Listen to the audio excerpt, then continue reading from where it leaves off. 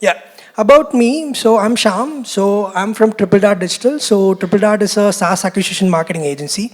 We've been working with close to 100 plus B2B SaaS.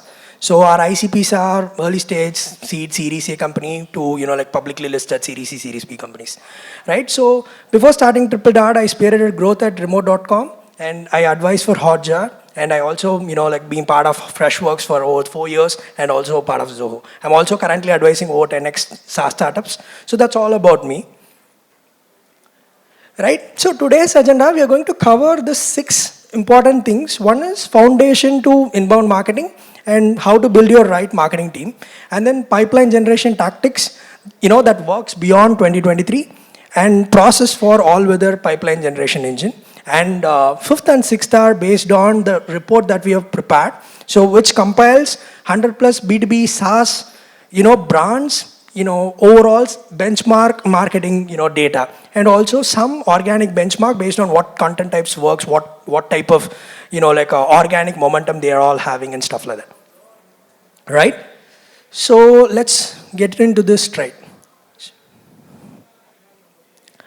The first thing, you all know about this, but I'm just going to, just tell, every company's marketing is unique according to, what they are building and what stage they are in. So this is how the stage looks like, right? If you are just starting up your product and if your product is in MVP right now, so mostly it's founder-led or investor-led through first degree and it don't need any zero marketing investment, right? So which is a pre-revenue company in general. And once you move down the stage, that is outbound-led, where you basically test your ICPs, your messaging, what companies that you go after and stuff like that. So this is more like earlier adopters. Their marketing will play a role in basically building your foundation, like, websites, sales enablement materials, content and all those things. But there is no heavy marketing investment needed. So it will basically generate 10% or influence 10% of the overall revenue, right? And most of the companies are in either post PMF or predictable GTM or rapid scaling and efficiency. Here you can see post PMF, you all know 10 to 15% of the marketing generated revenue from a post PMF company, and predictable GTM where there will be 5 to 8 people and marketing contributions would be roughly 30%, right? So, yeah, so this is very important, right? Like, setting up the marketing tech stack, it has 3 stages, right? One is your foundation building, and second one is getting that operational rigor, and third one, you just need to badge yourself, are you GTM ready or not, right? The first one is a strong marketing foundation, which is basically, yeah, so this is a desired pyramid for marketing sophistication, right? Like, to drive pipeline and revenue growth, you need just this 5 pillars. Founders build the product, so they have business context, funnel efficiency, market analysis, but I'll tell everything about in the next slide. So this is the ground reality as of now. So founder is building the product, so they have the business context, but they don't have funnel efficiency right now. What do you mean by funnel efficiency is, what is the unit economics of your product? What is your cost of acquiring a customer? What is your cost per MQL? What kind of channels that you can go ahead with? How much you can basically invest in first year and all those things. And people will do the market analysis. They'll do the TAM, they'll do the SAM, SOM, everything, but they forget doing customer analysis on what kind of customers they have to go after, right? And another thing, in the infrastructure part, they have tech stack, they might have CRM systems and all those things in place. Website will be there, but they're not giving importance to product marketing and revenue operations. People are thinking revenue operations is very important when they're moving, to later stage, like, Series B, Series C and stuff like that. But here, revenue operation play a critical role in defining what is your realistic pipeline that you can achieve in the next 1 or 2 years, basically, right? And again, so people are only working on demand capture. They're not following any demands and tactics and stuff like that. And finally, they are hesitant. Founders are hesitant to basically invest on team budget without knowing what kind of predictable growth they will aim for. So this is the challenges based on the ground reality. So people are skipping 1 or 2 critical layers which is affecting their overall revenue growth. For example, if you're building something, you just need to basically go bottoms up, then only you can able to get that predictable, scalable pipeline, like a revenue generation, right? So again, so this is very important, right? Like a lot of founders will ask me, like, Sham, I just have a seed round or Series A and stuff like that. What kind of team members that I need to basically, hire? So here, so the goal is you just need to, your team member or the first market hire to find product market fit. And these are all the tasks. So pre-launch, before launching, that person needs to do user research, market research, and identify a brand story, and identify who's your early adopters, ICPs, and identify your positioning, value prop, and build a minimum viable website, and launch plan, right? Post-launch, they have to basically refine what are all the things that they've been building, and they have to work on user acquisition, be it paid marketing, SEO, content, setting up email, setting up CRM systems, doing experimentation, and all those things, right? So I will basically suggest 3 hire options here. So you can think about it, right? Like even in any 3 of them, you should basically hire a generalist. So for a startup, you need a hacky person, right? That person needs to basically do all those things listed over here. So I'm giving 3 options. One is a product marketing manager, so who's mid-career, like, 5 years of experience, who have close to, like worked in a similar business model, or they have already have a 0 to 1 experience, or, they should be a good writer, right? Or a growth marketing manager. The plus for growth marketing manager is, they also can do all the product marketing managers works, but also they can set up systems, they can run experiments and stuff like that. So the second person, right, it's really difficult to get, because if someone knows how to set a system, how to basically run acquisition, they don't know how to write, or they don't know, what kind of product marketing ability they can possess, right? So that's when people move to head of marketing. So I would strongly recommend head of marketing if the co-founders or founders don't have a marketing background or a business background, right? Then you basically hire a head of marketing. But one critical thing that I would say is basically hire someone who is 2 years ahead of your journey. For example, if you are in seed stage, hire a head of marketing from Series A. If you are in Series A, hire a head of marketing from Series B, right? That is how you need to basically, define your head of marketing hiring. And this person also need to be still scrappy. At times, they need to basically roll up the sleeves and then do more like an IC. So this is an IC, and they're also responsible for building their own team in the future, right? And yeah, so growth stage, once you mature, then you have to basically split this into brand and comms, product marketing, and growth marketing. And growth marketing will be more as a function by itself in the frequent times. So you can see, so it differs on own aspects. For example, on brand and comms, you need a separate team. What happens right now is people are basically, putting brand and comms to product marketing, and content marketing is, set up in growth marketing, right? Which is not an ideal stage. Your growth marketing team is, very process driven, very hacky, and very, demand marketers or data driven marketers, right? But your brand and comms team is very content heavy, very brand heavy. They need to basically tell a story and stuff like that. And product marketing at a growth stage, it would be more like, they deal everything related to customer related, comms, right? Sales enablement, core PMM, customer marketing, pricing and packaging, and all those stuff. Cool.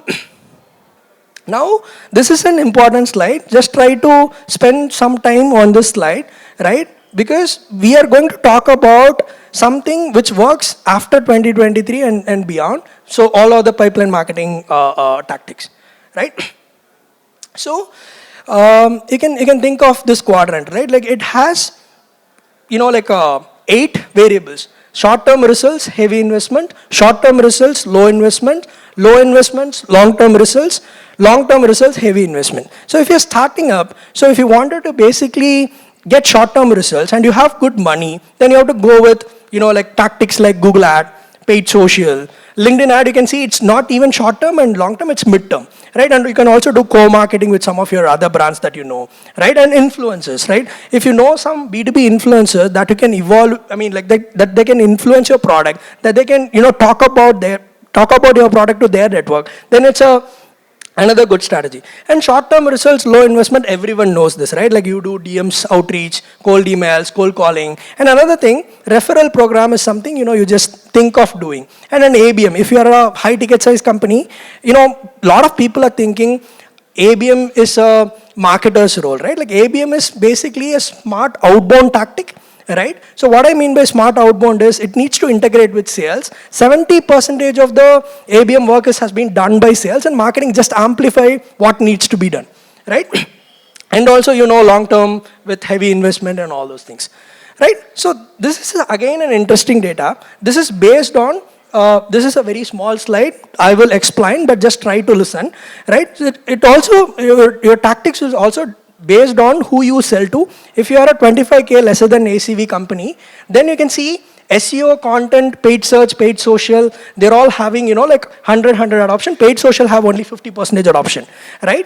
And ABX is only 33% adoption, right? And you can see live sale marketing has 90% adoption, right? Outbound 60% adoption. And if you're moving, like if you're selling to 100K plus ACV companies, then you can see SEO content is 100% throughout all types of company, because that is inevitable, right? And you can see paid search from 25K, it is going down to 75%, sorry, 90%, it is going down to 75% for this 100K plus ACV company. And you can see ABX, it is moving from 33% to 86% from, like lower ACV to higher ACV companies. So what I'm trying to convey here is it also depends on what type of product that you have, what type of, like a marketing motion that you have, and what type of channel and tactic strategy that you have. So this is also very important. So I'll just give you a highlight. For lower ACV companies, paid marketing, SEO, peer reviews, referral and community kind of works. And for higher ACV companies, tactic like outbound, events, ABX and partner marketing kind of works. So this is how you need to basically split your tactics.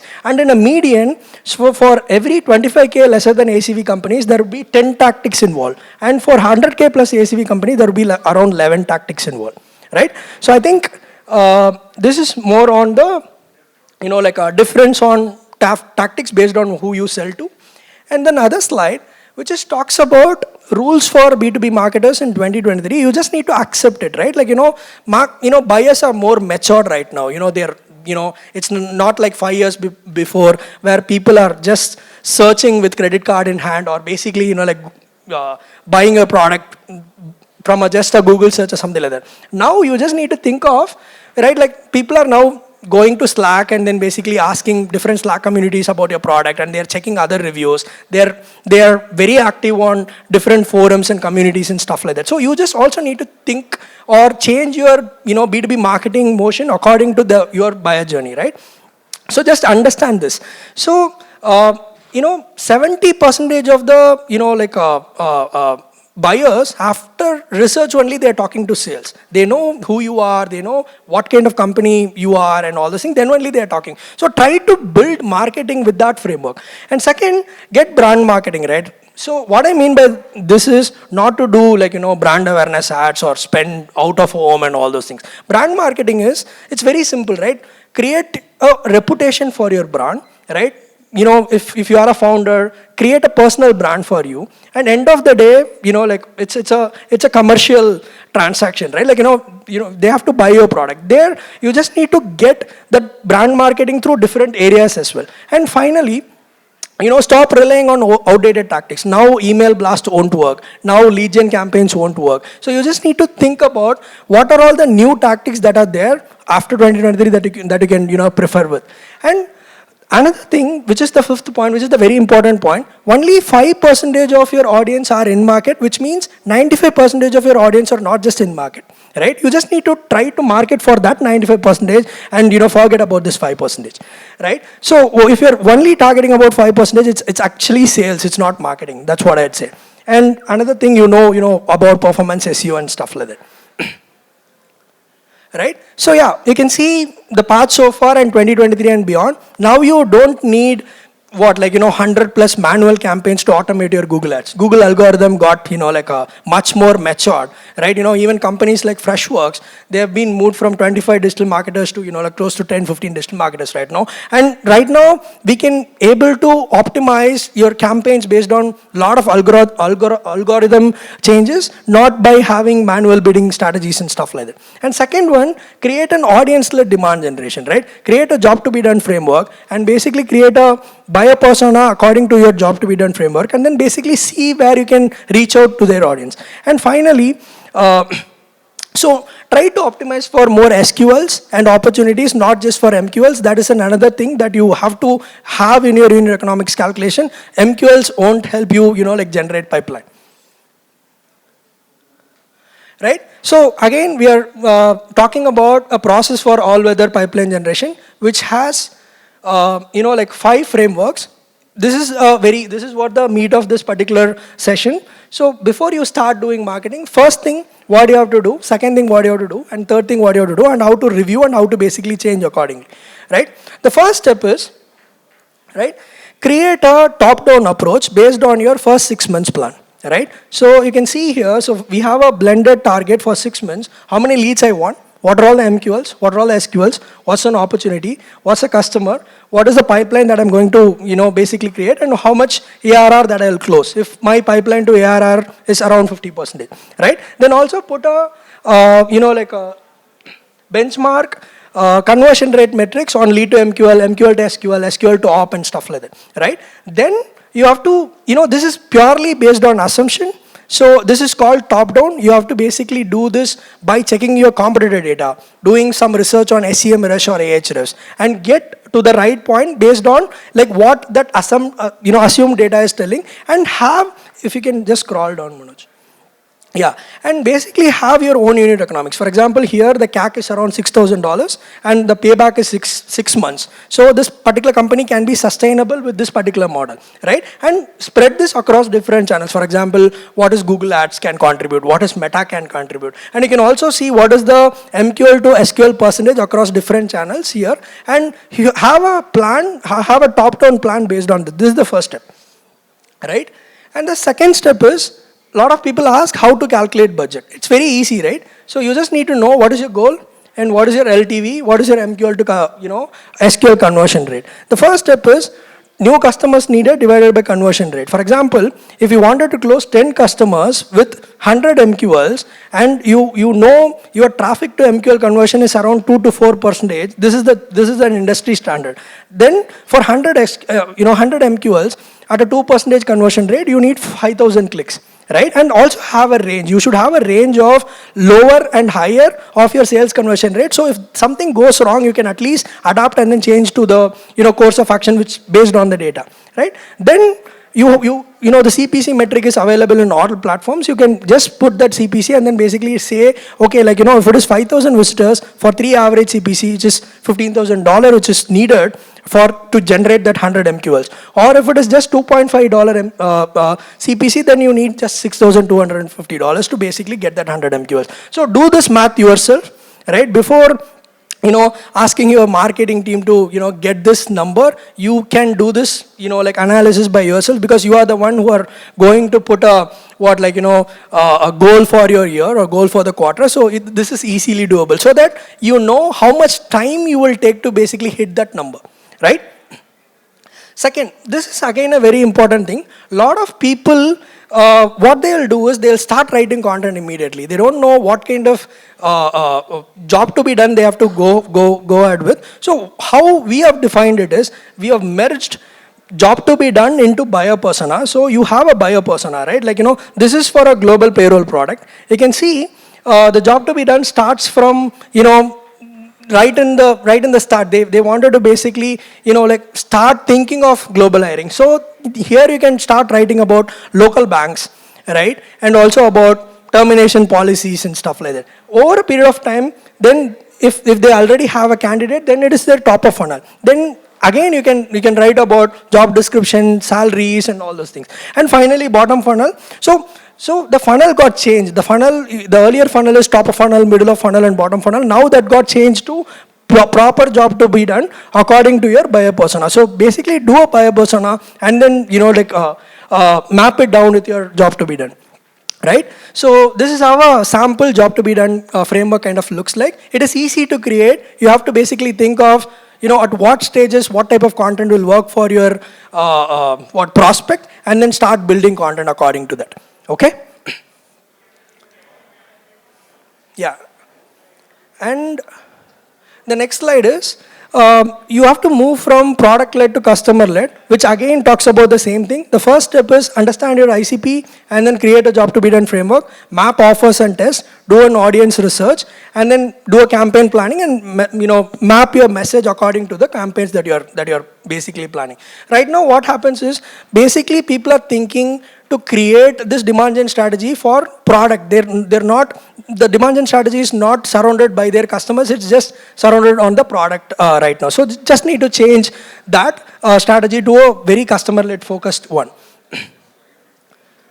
Right? And the third step, create a 30, 60, 90 day plan, right? So the first 30 days is all about foundation building. Make sure you have a conversion tracking and attribution setup, have a, proper reporting and cadence dashboard setup, have a lot of, if someone comes to your website, if you don't have all those foundational assets like, templates, case studies, sales enablement materials, resources, ebooks, then they might, even though you are an early stage company, people might think, okay, this is a very fresh website or they're just starting it up, right? So think about creating a 30, 60, 90, which also includes a lot of foundational elements, right?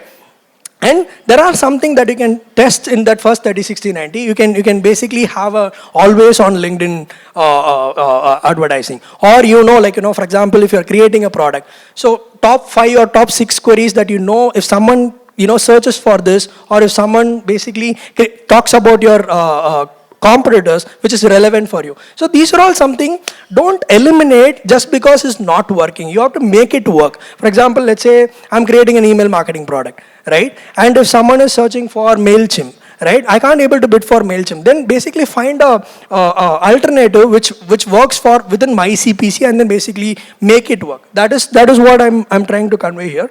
So this is how you need to plan it, right? So your demand gen for first 3 months. The month 1 would be understanding more about your existing competition, right? And also, bringing hygiene to the process, like whatever you've been doing, like you have to basically bring hygiene to the process and understand what are all the current strength and area of improvement. Month 2 and 3 would be basically, after running all those things, you will have some benchmark. So we have assumed something, now you have the actual data. So compare it, right? So assumed the cost per MQL is $500, but the actual is $700. And then set benchmark based on the actual data, and then try to set experiment targets with CRO, messaging, and campaigns, etc. So the goal of month 2 and 3 is basically to bring consistency to your overall operations. And month 4 onwards, you have to basically build muscle memory. If a founder calls and asks, what would be your, MQL to opportunity conversion rate at a channel level, you should be able to do it, right? Or, what is your benchmark cost per MQL? What is your benchmark cost per SQL? Where you need to take backseat, where you need to go aggressive. These are all something you should get to know in only after 3 months. Why? Because a lot of people will ask, can't we do it in 1 month? Because it's not doable, right? Because we will be spending some very less budget, and within that budget, we are trying to optimize, which is very evident, which we can't able to scale to a larger extent. So you have to basically cover that as well, right? And yeah, review after 3 months. So for example, this is a sample data. So we have, the first point is conversion rates on paid social native ads was extremely low. So what we have done to basically increase that. So visitor to lead conversion rate was only 3%.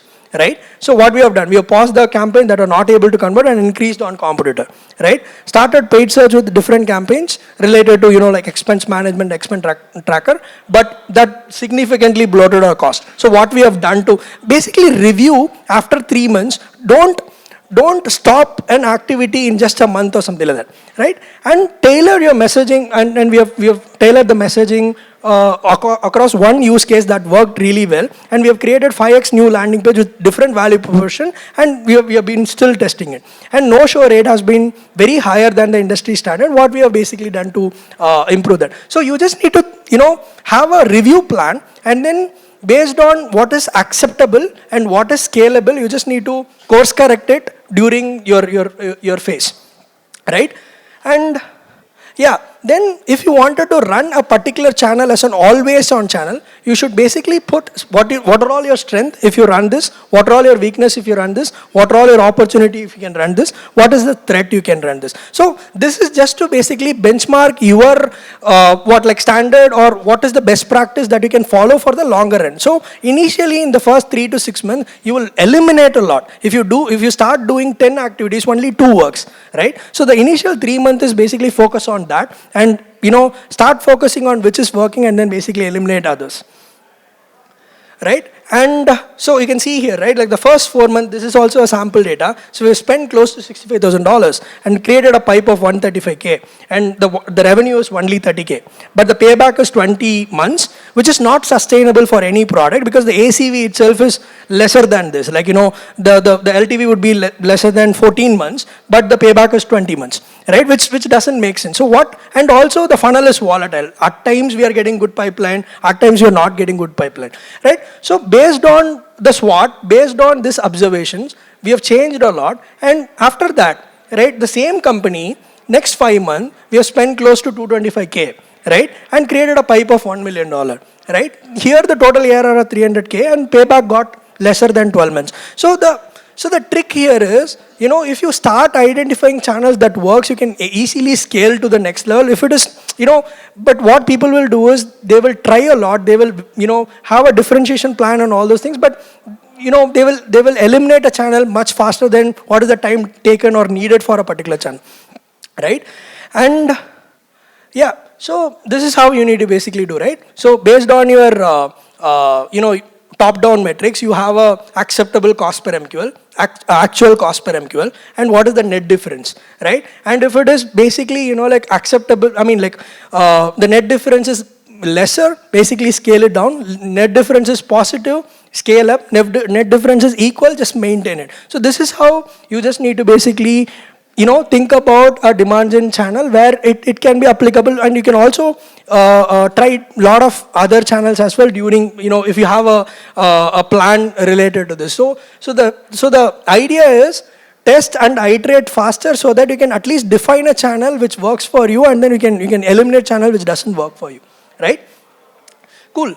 So I'm not going to take too much time on this. I'm just going to, this is based on a $50 million ad spend with over 100 plus SaaS website. So I'm just going to share some data around how this is kind of, relates to with different companies, right? So you can see, yeah, you can see here, so most of the companies allocate 70% of their marketing budget to new acquisition, right? And while 30% of the budget is only allocated to retargeting and awareness efforts. And you can see the funnel from paid marketing. So MQL to SQL is around 30%, and SQL to op was around 68%, and op to win was around 42%. So the ideal SaaS MQL to win from our customers that we have right now is around 9%. So for example, if you're generating 100 MQLs, and on average, we're closing about 10 customers, right? And from a media budget allocation standpoint, so people are, from our data set, 60% of the spend is going to paid search. From that 60%, I would say 58% Google and 2% Bing, right? And 20% LinkedIn. So we are seeing a very good adoption in LinkedIn, compared to last year. So a lot of people started investing in LinkedIn and just for demand gen and, awareness and having, for example, if you're a high ticket ACV company, they're also mixing this up with outbound and have a proper, demand gen, recall, and also an outbound play, right? And here, from a campaign type standpoint, again 70% goes to acquisition, 20% goes to awareness, and 10% goes to retargeting. So one thing, yeah, you have a question? Yeah. This is a problem I'm facing currently, where I'm targeting a high ACV product. Yeah. And I'm trying to focus mostly on Google search. What's happening is the volume is very less, keyword, search volume and things like that. What do you do in this case? I mean, there's no incoming demand at all. So yeah, then you have to basically, if your demand capture, volume is very less, then you just need to basically work with your sales and define your account book, right? 100, 200 companies every quarter. I don't know what is your ACV basically. So based on that, create a plan, right? And keep demand capture. Like I would say, these are all always on campaigns, right? But it won't scale beyond a point, right? But start doing some activity on demand gen, right? For example, you can. That's what I told you, right? Like if you're already running an outbound campaign, right? You just need to mix this with LinkedIn ads, right? So before even you do an outreach or people are sending emails, people should know who you are, what kind of product that you're building, what is the use case and stuff like that. So your reply rates can increase. So your open rates can increase. If you're DMing some of your prospects, they might have seen, okay, like, I know this brand. I've seen their ads, I've interacted with their content, I've checked them in Slack communities and stuff like that. So it is a slow process, but you just need to do it, like steadily, right? So that's how it increase. Or else what you can do is another strategy if you have bigger budget, right? Then do a filter in LinkedIn, right? What kind of filter is, let's say you have 10,000 companies, okay? And just upload those 10,000 companies and run a clickbait ad. Okay, if someone clicks your ad, then you know for a fact they are all your prospect because you are basically filtering it based on the companies, right? Then even if they search for something irrelevant to your product, do a paid search ad because you know for a fact they are all your audience, right? And you are doing a cross-channel capturing, right? Now paid search kind of works. For example, if you search for Drift, right? Chili Pepper might do an ad. Drift and Chili Pepper are two different products, right? But same personas. So we call this as supplementary or complementary categories, right? It don't have intent, but the personas who are searching behind are the same, right? So they'll also, for example, if you search for Drift, Chili Pepper will put an ad saying that we'll also, increase your lead to MQL conversion rate because someone is getting Drift to solve the same purpose. Right? So, yeah, again, this is a generic answer, but if you wanted to talk, then you can do. So here, this is an interesting thing. Manoj, can you zoom in a bit? Right? So we have surveyed over 50 marketers. So these are all the challenges they are facing, right? So lack of robust conversion tracking, using the wrong bidding strategy, or poor LP design on CRO implementation. So these are all observations that we are seeing overall. Paid search remains the top choice for marketers, and the popularity of offline conversions is increasing across channel, right? And if you talk about adoption, overall, so if you scroll down a bit, Manoj, yeah, so you can lower adoption to ads editor, very high adoption to automated bidding strategy. So 4 or 5 years back, people don't go with automated bidding strategy, but right now everyone is trying automated bidding strategy. And on the paid social side, if you can just scroll here, so yeah, scroll down. Yeah, so you can see a lot of people are not using paid social for content distribution. Right, you should do it, and then their, conversational and document ads got good adoption, but retargeting in India is still not, properly done, and founders and marketing leaders are hesitant to invest on retargeting at a larger pace. They wanted to just go with paid search, and they're not targeting other channels as well, right? Cool. So this is a standard data. So based on our own 50 companies data. So cost per MQL at a Google for SaaS company was around $1,000. Cost per SQL, this is an average data. This is not at an industry level, but this is an average compiling of close to 100 SaaS companies. Cost per opportunity was around $5,700, and cost of acquiring a customer is $12K right now, right? So think about it, right? Like if you are building a product which is ACV is lesser than $10,000, then you need to basically think about it, because this is what the standard data we've been seeing. And you can also see opportunity customer in Google is 47% right now, right? And also LinkedIn, you can see cost per MQL is $2,300, right? But the cost per SQL is $6,000. But you can see SQL to opportunities around 69%. But Facebook on the other side, cost per MQL is very much lesser. But you can see MQL to SQL is only 8%.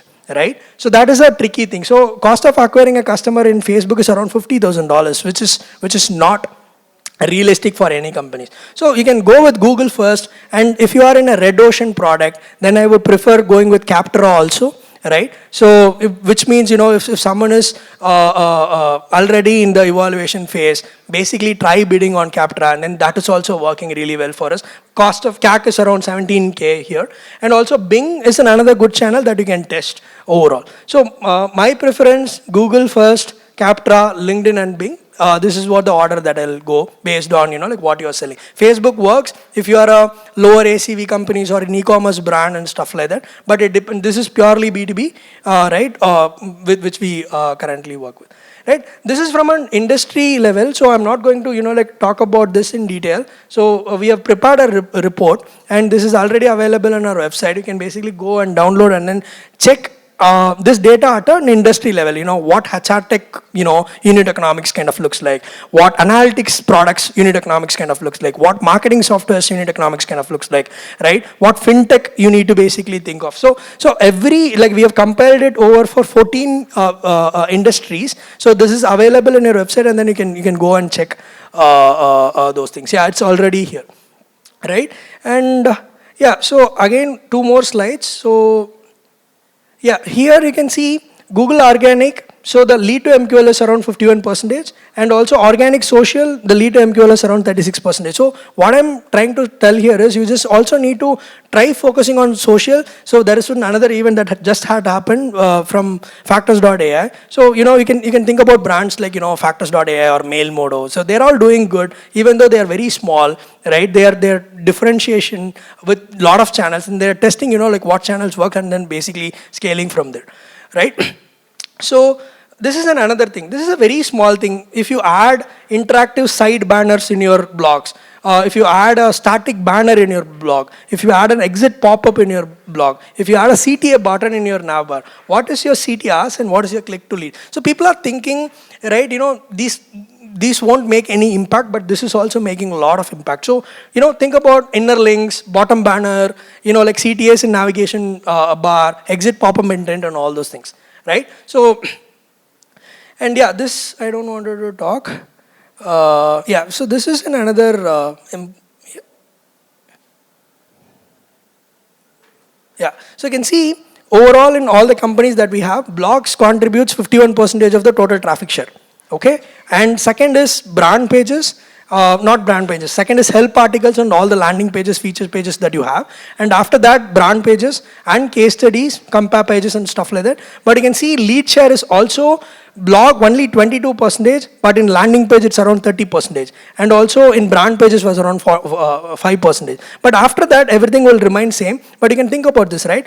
Case studies, lead to MQL was around 80%. MQL to SQL was around 100%, right? And for compare pages, MQL to SQL was around 100 pages again, right? So when you are defining your content strategy or content plan, also think about the pages that you need to basically publish first and the pages that you need to, that can wait, right? So that is another thing that I'm stressing here. So this is just a start. You can also download it on our website, but keep this as a reference, right? This is again from an industry standpoint. If you're building a product, and you can just check what kind of search volume available, total addressable volume according to your product and stuff like that. Yeah, that's pretty much about it. So if you wanted to basically, like download this report, the one that I'm showing is just a 3-pager report, but we have prepared a, like soft copy which has all industry deep dives and stuff like that. Basically, like scan this and then download it. Right? Any questions?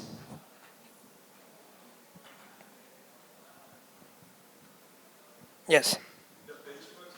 Talking about, is it particular to, let's say, horizontal products, or is it also?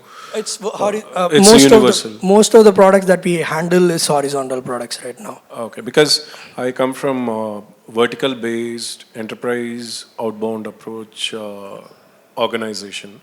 So it's important for me to understand how those stats differ. So did you do any research on that? Yeah, vertical based, I don't have any idea right now. So most of the products that we have, and also we are not taking any product, which sits into, like for example, let's say we have a category where we have only one client.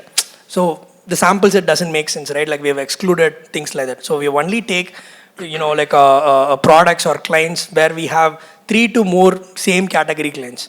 Right? For example, if it is a customer engagement, if we have 3+ clients in it, we are taking that as a benchmark. If you have expense management, if you have 2 more clients on that, then we are taking that as a benchmark right now. So that is, I don't have a vertical base, but I would say it won't differ much, right? But it differs on the ACV that you have, right? Like, and also, for example, if you are a vertical SaaS and you are in a blue ocean, and if there is no alternative exists, then the numbers will be completely different.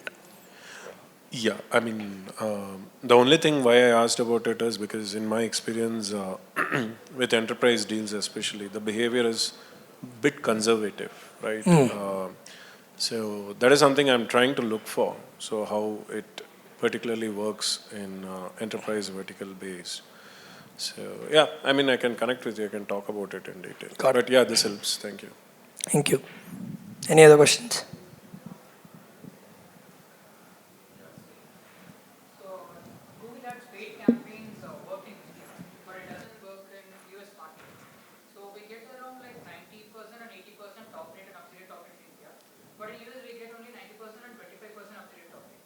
So does the affiliate top rate matter much, and does the quality of clicks matter? A very good question, actually. So Google also is currently changing from a what like a normal bidding channel to more customer experience channel, right? So absolute top is very important, right? And you also need to make sure what kind of CPCs that you are dealing with, right? For example, some absolute top it will ask $50, $60 for the first position, right? So that doesn't make sense if you're paying $1 or $2 in India, right? So what I'll tell is, so you just need to think about smaller things like ad strength, right? And also quality score, landing pages, ad copies, right? And also there are small things, image extensions, logos in the ad, right? So if you can just cover that part, I think this will kind of works. Does quality score allow me to outbid a higher bid? Correct, it will. Like if you have 10 a quality score and if you're bidding 3, and if I am having only one quality score and I'm bidding 10, right? Then your rank will be more than my rank, right? Yeah, yeah. So regarding your common cost per acquisition cost, looking at the average, it's like 30,000 US dollars. No, let's not look at that I mean like in that manner, right? So this is our data, right? It's a benchmark data. This is not an actual data. For example, a lot of e-commerce companies that we deal with, like not SaaS e-commerce, I'm telling, right? So their ACV itself is less than $5,000, right? So for them, if their CAC is $30,000, that doesn't make sense. Yeah. Now my original question was, looking at your current portfolio of brands you work with, what are they actually doing besides as to actually recover the CAC in a much faster way, especially as a small brand? Yeah, very good question. So what they'll do is they will increase their like a brand adoption, right? Whenever you are in a particular category, if you are thinking of a particular solution, that particular brand should have a recall, right? If you are in that, for example, if it is a help desk, right? Everyone knows Zendesk and Freshdesk, right? They don't go with any of these things. Over a period of time, you just need to increase that. That's what demand generation is all about, right? It will take time, right? And you can think about, I mean, like there are smaller companies also doing this good, like Rocket Lane. If you can just check Rocket Lane's marketing, they've been doing good. And if you check Cognism, right, they are an European based company, they are doing good. Hockey Stack, you can check, right? They're all in 1 million to 2 million range, right? Also Drivetrain, you can check, they have a different way of solving a problem, right? So yeah, so it differs on companies to company, and just check what is your North Star metric and what is your goal for this particular year, right? And act accordingly. Like you don't need to basically do something which just because others are just following it. So in 2024, if you see, all these companies, you said SEO is one of the major factors for, acquiring customers for majority of the companies. So do you think, because of the boom of generative AI and stuff, in 2024, do you think SEO will be a primary player or it will be just a secondary? Very good question again. So see, so people will always care for user generated content rather than like algorithms content, right? If generative AI transform into, hey, for Sham, I just need to basically show him user generated content, right? But in that manner, like he only likes this content, and I can set my alerts, I can set my way of what I need to do. So I can tell you, like in my week, I will spend close to 2 hours searching for something, right? But I will read close to 8 hours.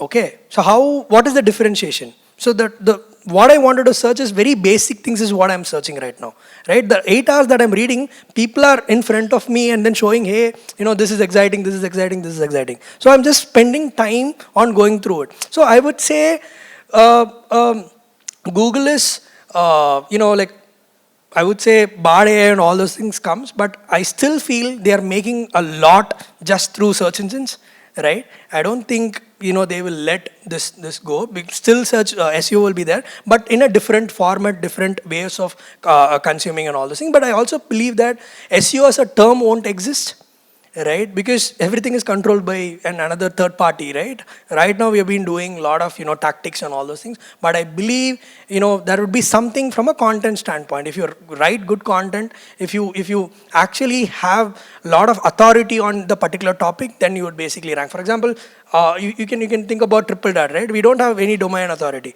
but if you search for everything related to SaaS plus marketing and all those things, we'll be in the number one, number two, competing with Upwork, competing with Medium, competing with bigger companies like PPC Hero and all those things. Why? Because that particular topical authority matters the most, right? So start building a topical authority, and then like it will happen slowly. Sorry if I'm making it as a conversation, but then I have one more follow-up question. So if tomorrow, if ChatGPT comes in, or Bard for that matter, if they make it the whole answers like the user-generated way, Avinash is saying this about that, like kind of a way, and also recommends an ad for buying that platform or something and takes PPC cut or something like that. So then there is no point people will go for Google and search it. They'll just do all the search. That's what, right? So then your SEO will be transformed into that user generated way. Right now, what are all the algorithms that is there that won't work? And for example, let's say Manoj is writing about this particular topic, right? How you might have known this, right? Like in 3-4 weeks back, there is a LinkedIn update.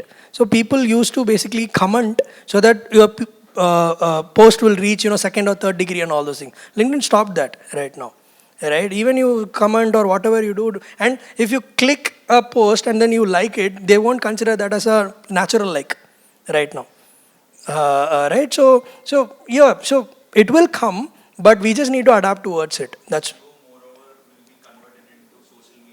yeah. So it's basically it would be what you need that will be only shown, and the search will be still there. But even for us, I will say impression for a lot of our customers dropped close to 5 to 10% after ChatGPT comes in.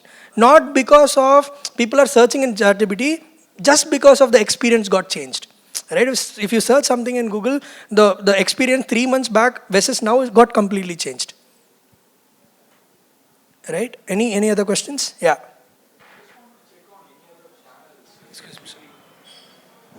I just want to check on the channels. So you touched upon LinkedIn. So just wanted to know, what do you think about something like Reddit or? Yeah, again a very good question. So if you are a developer platform, right, or if you are dealing with most of that kind of an audience, right, then Reddit kind of works. So there is a tactic. You can basically target subreddits, right? You can basically own a subreddit for a day, right? You can like have a takeover ad, okay, and then works. But it won't work for everyone, right? You just need to basically check. The easiest way to do it is pick that Reddit, that URL, and go to SEMrush and put it, and then see how much traffic that Reddit generates, and what type of keyword that like a page is basically getting. Then, for example, if it is ranking for all the queries that you care for, then no, like you can just go ahead and then like start bidding or start doing advertising on that channel, right? You get it, right? What I'm trying to tell. So if it is not actually served for your actual audience, then there is no point on doing that. And with respect to B2B, right? I see many companies are going after building their community, right? I think they are taking over newsletter as a kind of an acqui-hire and then building an audience. Is that also a good strategy? Very good strategy. Very, very good strategy. So newsletters, like if you have a very good blog and if you have a lot of exciting things happening around your product, and if you wanted to basically have a value-based some content and all those things, then that's what I told him, right? I won't come and read your blog. And you just need to basically tell me I have released a blog this month. Right? So that's why newsletter helps. So in wherever you go, just increase your subscriber list, right? And then start doing it so that it will, I mean, like, that's the difference is what I'm telling. Like, no one will come to your website, and if someone is coming to your website and if someone is bookmarking your article, right, then it makes more sense, right? The repeating visitors will come again and again and again.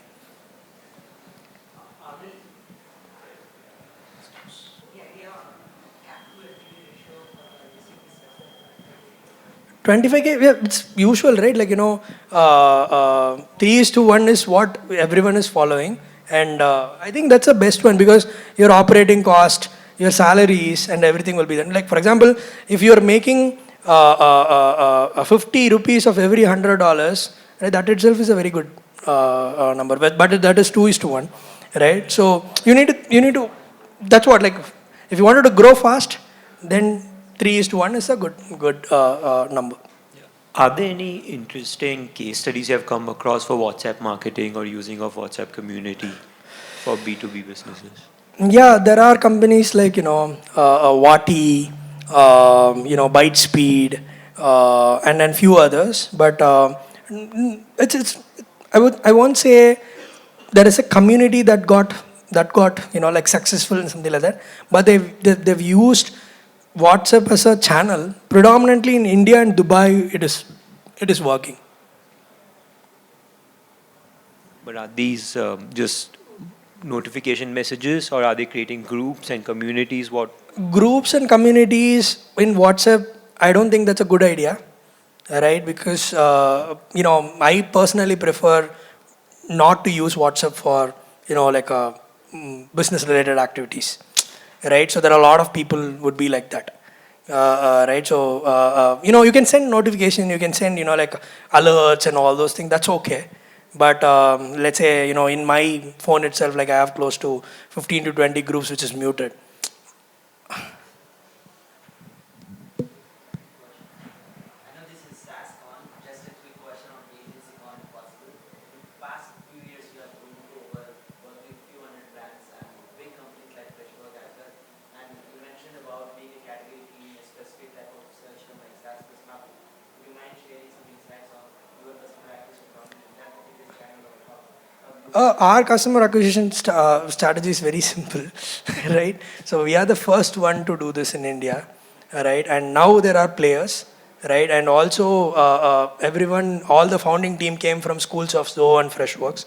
So all the 6-7 members are from ex-Freshworks, ex-Zoho, right? And then we started small, and then we identified, for example, if you are a founder, right, and you are hesitant to basically invest on a marketing resource before knowing, what they will do, right? So most of the companies will work with us and understand what they need to do. Then if they feel confident, then they will move in-house. That is one, phase that will happen. Another phase is companies like CleverTap or Freshworks, they have different problems, right? Like, Freshworks problem is every quarter their cost per MQL is increasing. Right, their CleverTap is just dependent on one channel. I'm just, it's not CleverTap, I'm just telling, right? So for them, we have a different methodology to basically help them, right? So if you ask our own customer acquisition strategy, I write well, I post regularly, right? Yeah, and whatever we do, which has data-driven insights like this, right? And then third thing, what I'll do is, if it isn't, our model is completely different, right? So we've actually identify our own niche. We won't work with any B2C companies. We won't work with any other companies outside of SaaS, right? If companies comes to us and then they know, okay, this, if these guys cannot able to do it, then it is really difficult to do from an in-house team.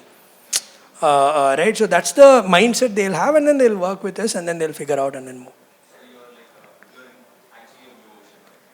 Not a blue ocean. People are, starting up right now. A lot of this thing, and another session is waiting, and he's also, in future gonna do something. Right, we will see. So, what do you suggest for agencies that are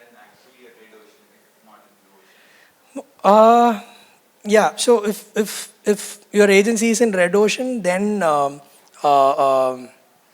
you just need to try to increase your LTV.